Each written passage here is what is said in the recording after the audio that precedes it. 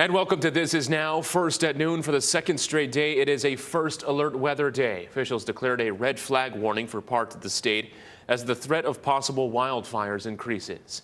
Guy Hagi has your forecast.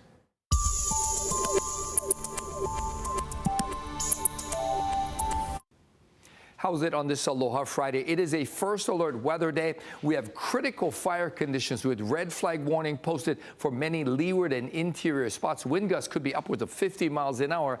So if a wildfire were to break out, it would spread very quickly. And it's especially windy and dangerous for parts of Maui County, parts of Hawaii Island, where the wind gusts could be upwards of 50 miles an hour today. Otherwise, you can expect lots of sunshine today with those breezy winds. High temperatures running to near 90 today. Thank you, Guy. On Hawaii Island, a ban on all outdoor burning and open flames is now in effect. Mayor Kimo Alameda signed an emergency proclamation restricting activities like grinding, welding, and flame cutting. Drivers are also advised to avoid parking in dry, grassy areas to prevent igniting flammable brush. Violators face up to $1,000 in fines. Former Honolulu Police Chief Joe Logan is suing the city and Mayor Rick Blangiardi over claims of retaliation. In a lawsuit filed yesterday, which was his last official day on the job, Logan claims the mayor used threats to force him to resign. He says Blangiardi was hostile toward him because he refused to take actions that he says violate federal law. Logan's attorney discussed the case at a news conference this morning. The lawsuit alleges whistleblower retaliation for Joe Logan's opposition to the mayor's requests for certain illegal conduct related to policing. The complaint asserts that Joe Logan was forced out of his position based upon threats and under duress for threats made by the mayor against himself and his family. Rosenbaum would not elaborate on the alleged request of illegal conduct that was requested. Logan is seeking a jury trial. And Mayor Blangiardi responded to the suit today saying, quote, "I am deeply disappointed that former Chief Joe Logan has chosen to file this meritless complaint against the city. He voluntarily stepped down as chief and had every opportunity to rescind his resignation if he changed his mind over the last 2 months." We'll have much more on this story later this evening on Hawaii News Now. A convicted felon that spurred an 11-hour standoff in Wahiawa 2 weeks ago is now indicted on federal drug trafficking and firearms charges. Patrick Nowicki locked himself in a home on Koa Street on July 13th. After he surrendered, officers seized over 10 pounds of meth, guns, ammunition, a suspected silencer, and a smoke grenade from his home. The 44-year-old faces life in prison and fines of up to $10 million.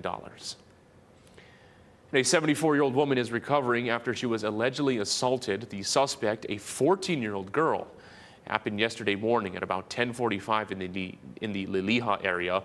The suspect was tracked down and arrested about half an hour later. She's been released pending investigation. The union representing workers at the Ilikai Hotel staged a rally seeking a contract similar to the one recently awarded to employees at the Hilton Hawaiian Village. Ilikai's 60 employees have been without a contract since June of last year. Unite Here Local 5 says the previous deal expired at the same time as those of other hotels, including the Hilton. The union says the Hilton contract is now the standard that other hotels have already followed, but it has not been implemented at the Ilikai. What we want is for this other hotel that don't have a contract is to get what is the standard, what is Hilton is also get. They need to get that too. Ilikai's workers have already voted to authorize a strike, which the union says could happen at any time. Ilikai's management didn't immediately respond to a request for comment. No new talks have been scheduled. Hawaii Congresswoman Jill Takuta hit the picket lines in Kalihi yesterday. She joined 34 Hawaii Teamsters striking against air gas off of Dillingham Boulevard. The union walked off the job earlier this week, claiming they're understaffed and overworked, and management is refusing to bargain their contracts in good faith. If you think about our healthcare, our hospitals, providing all of that oxygen and other, gases necessary to literally keep people alive, well, these are the hands and hearts that do that every single day. Some of these guys have been working for 10, 20, 30 years with the company. It's about, demanding the dignity and respect. Airgas has not responded to our request for comment. The next contract negotiation is set to take place today. Well, shock and outrage in Texas after a hearing on last month's deadly floods.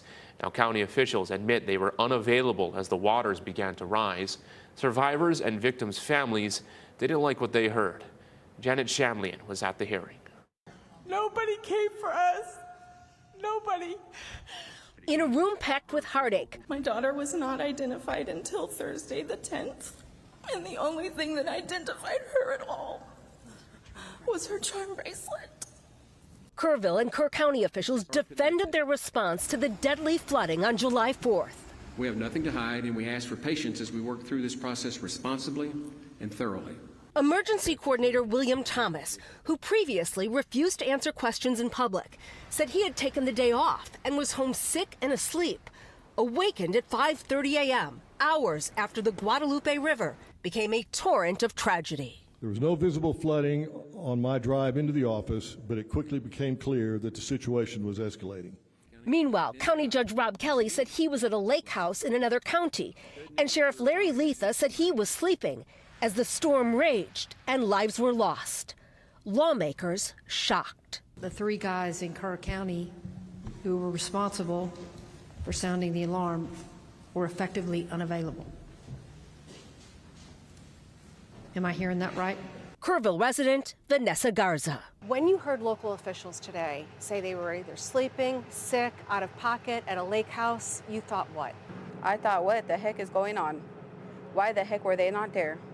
And when I found out about what happened, I immediately went to that point in my life of dropping my daughter off at camp and maybe not being able to pick her up. Janet Shamlian, CBS News, Kerrville. Hilo's decaying wastewater treatment plant is finally getting much-needed improvements to avoid the risk of a major sewage spill. Authorities agree the project is long overdue. Anthony Ferreira takes us to the groundbreaking.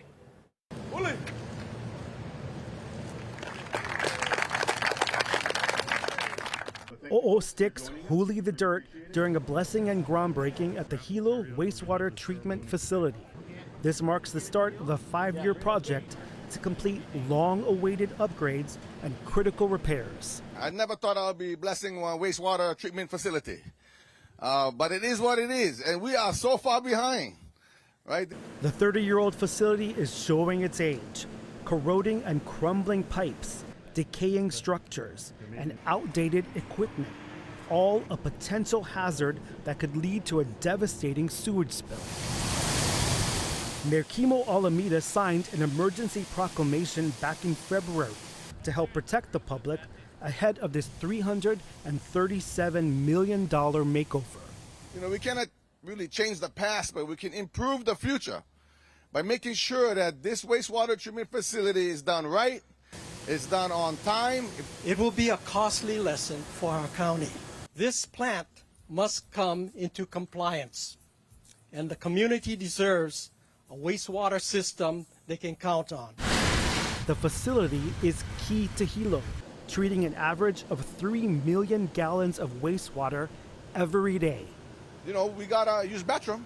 So if we gotta use bathroom, okay, we gotta make sure these facilities work. It's had spills over the years, flushing sewage into Puhi Bay and disrupting life in the Kiokaha area.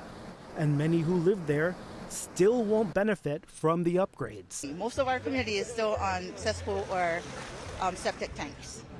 We don't have lines and infrastructures put into under our roads for us to even hook up to the plant. But we still pay the price in the ocean. Still, they're hopeful about the rehabilitation project. The county says the upgrades include a replaced system to remove large debris and sand, new digesters to process sludge and waste, modern technology, and advanced odor control systems. Hopefully this will help mitigate some of the problems. It's not going to fix them all, but baby steps, we'll keep getting there. The county's hired NAN Inc. to complete this massive job by 2030. Anthony Ferreira, Hawaii News Now. Thank you, Anthony. Coming up tomorrow is the Hawaii Food Bank's annual Food Drive Day, how you can help feed families in need.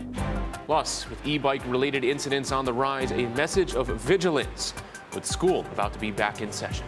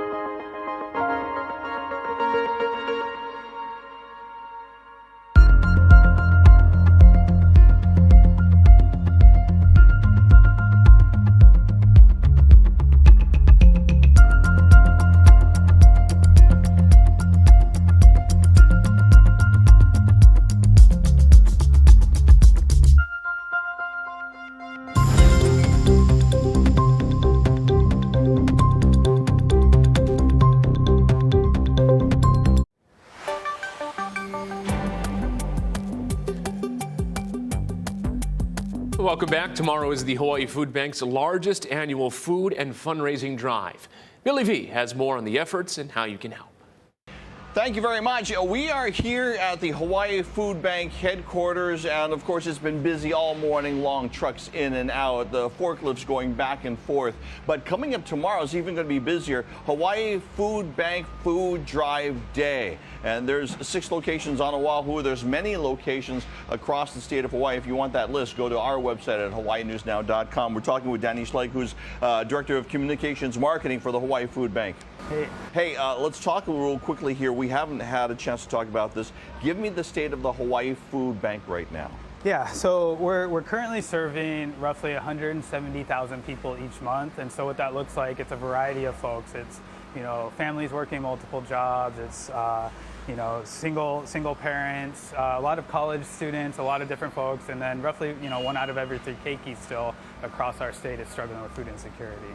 Coming up tomorrow, of course, a lot of people are talking about bringing what kind of items to the donation points. Yeah, we're grateful for any donations folks can give if they have stuff at home, you know, canned goods, non-perishable, fruits, vegetables, proteins, rice, all those things that we all love to eat. Really, we remind folks like, hey, what do you like to eat with your family? Bring that down to the food drive day, and we can provide those things to families in need as well. You take donations, and you also have people like your sponsors who are also doing matching donations. Tell me a little bit about how that works. Yeah, so First Hawaiian Bank is one of our longest sponsors of Food Drive Day. They're coming in this year, I think because of the need being so elevated, and they came in and said, hey, for up to $50,000 in donations that come in, we're going to match that and provide that right back into the community. And then other folks like we saw with Pro Service, they're doing similar matching campaigns directly with their food drives that they're hosting all for tomorrow. Now, you may not know this, but they also stretch that dollar in ways that we wish we could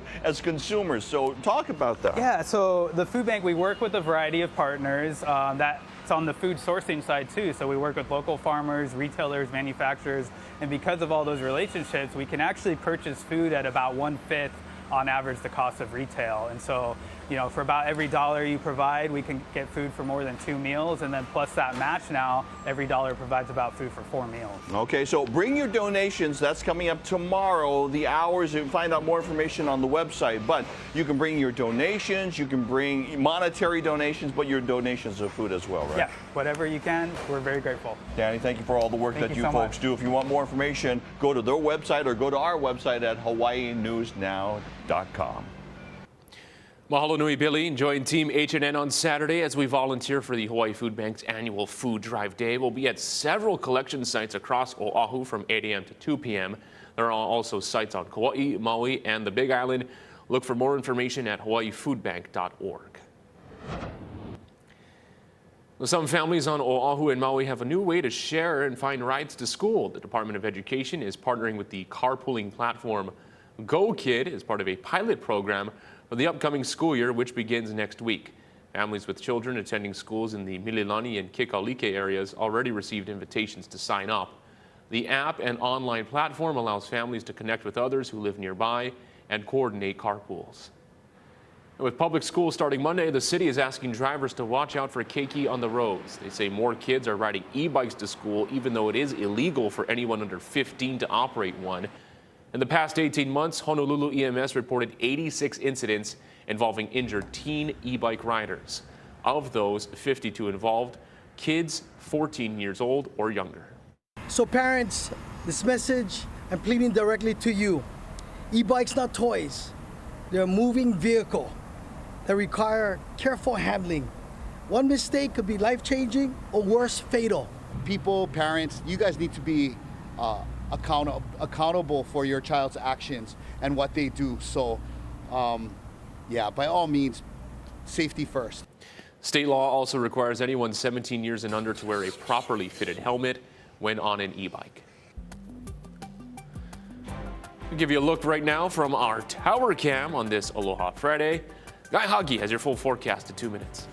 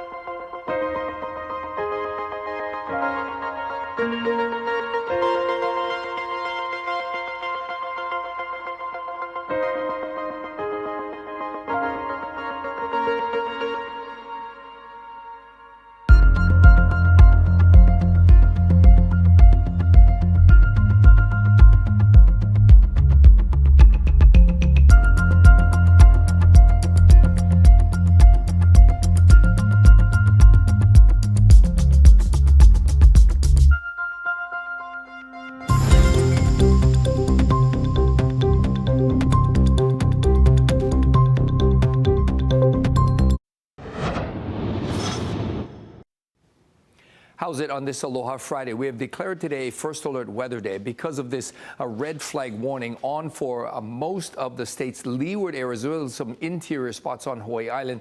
Wind gusts could be upwards of 50 miles an hour, so we have critical fire conditions out there with that red flag warning.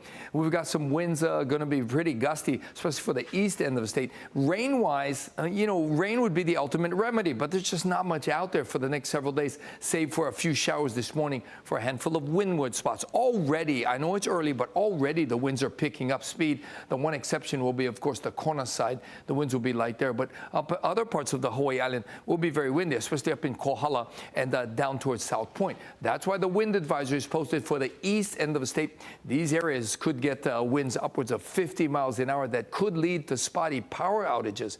And if a fire were to break out, it would spread very quickly. So heads up on that. Be very, very cautious in those very dry leeward areas. Otherwise, we're in for a pretty nice day, right? With all the sunshine, high temperatures will run to about 89 degrees. And with those winds blowing in at 15 to 25 with some stronger gusts, humidity levels will be low. That means it's going to be comfortable, but also that ups the fire threat. Now, as far as surf, we've got a serious situation for south and west shores on a swell that is peaking this morning. It's big, it's dangerous, it's borderline warning levels for south shores. But of course, the big wave surfers are very happy, and they'll have decent conditions in town. Very choppy over on the east side at 4 to 6. So again, it is a first alert weather day today with very gusty winds and the critical fire conditions with that red flag warning posted. Still going to be windy tomorrow. And then as we head into the early part of next week, the winds will start to slow down. And the winds will be significantly slower on Tuesday for the rest of next week. And we could see some scattered showers increase, especially on Thursday. Well, Mayor Rick Blangiardi is on his first official international trip this week, and it started with a visit to Honolulu's newest sister city in Japan. Ashley Nagaoka and Casey Lunn have the exclusive details from Shibuya. Well, we are wrapping up our first day, tagging along with the Honolulu Mayor Rick Blangiardi as he does his first international visit as mayor. Pretty exciting stuff. That's right, and we're here on the observation deck of the Shibuya Sky. We're 750 feet up. You can see a 360 view. It's pretty incredible. Yeah, and we had an incredible day. Of course, you're going to be doing some really important coverage. He's going to be here for a week, and we're going to talk a little bit more about that. But today was really important as he met with the mayor of Shibuya. That's right, Mayor Ken Hasebe. The two clearly very friendly. Yeah. They have a great relationship. They talked about ways that Honolulu and Shibuya can work together in sports, entertainment, the arts, because Shibuya is Honolulu's newest sister city here in Japan. And the two cities have a lot in common, and there's a lot of ways they can help each other. Yeah, and we're going to be covering that throughout the week. We want to show you a moment that was really special. This is when we got to basically their version of Honolulu Hale, the Shibuya City Hall. Take a moment when Shibuya's mayor greeted Mayor Blangiardi. Thank you.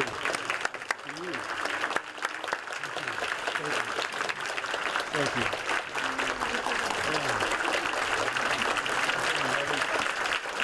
We're all very excited about being here, and we feel very close to Shibuya City. We do in Honolulu. This is my first time as mayor back, but I've been here before. What an incredible city, and thank you for all of your hard work that you do for the people who live here.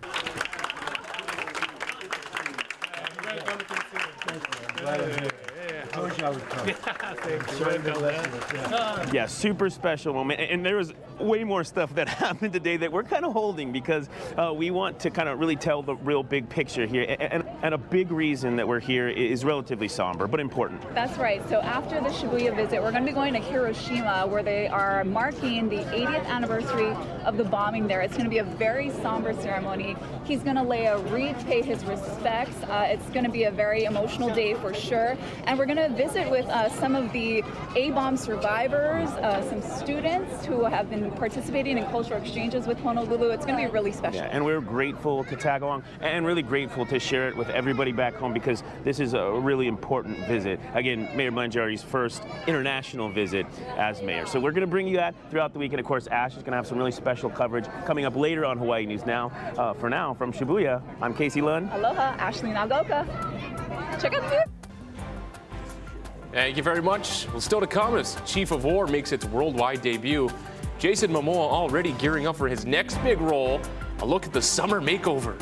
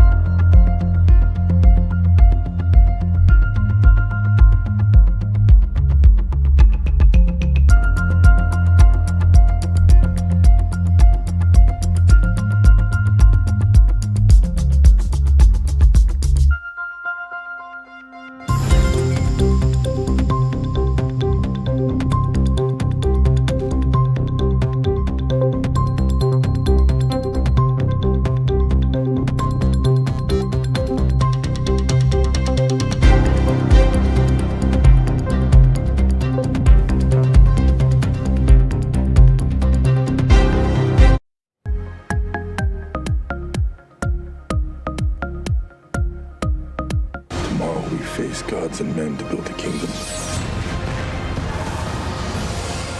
Well, it's finally out. Chief of War showed up on Apple TV Plus a day before today's global premiere. Kaina Makua plays Kamehameha the Great, and the Kauai kalo farmer tells us Momoa discovered him during a canoe regatta in Honolulu. And Jason sees me on the beach, invites me over to his house, and we took some pictures, and he was like, "You can play Kamehameha in my show." He actually said movie, and I was like, I think you're full of it, my guy. 3 years later, he calls me up and said, "I told you so. You can play Kamehameha." And I respond with, "Who said so?" I never say yes. But he come over to the farm, he work, I go through some puli and talk to some people, and eventually playing Kamehameha. Makua says he grew up not as the biggest fan of Kamehameha, but then respected him as he became a leader himself. For more on Makua's Kauai roots and the Maori actors who acts alongside Momoa as his wife, you can see the full interview on hawaiinewsnow.com. And I hate it. And right now you have an unrecognizable Jason Momoa. For the first time in 6 years, he shaved off his trademark beard, buzzed off the facial hair in preparation for filming of the blockbuster Dune Part 3. Momoa will reprise his role as Swordmaster Duncan Idaho, who mentors Timothée Chalamet's character Paul Atreides. In the video, Momoa says, "Only for you, Denis," referring to Dune's director Denis Villeneuve. The movie's expected to be released in December of next year. And you can check out expanded coverage of Chief of War on our H&N digital platforms. Browse an entire section of stories about the production, along with extended interviews with Momoa and his co-stars from the series. Just head to hawaiinewsnow.com and search Chief of War, or go to our streaming channel using your Roku, Amazon Fire, or Apple TV. Just search H&N to get you there.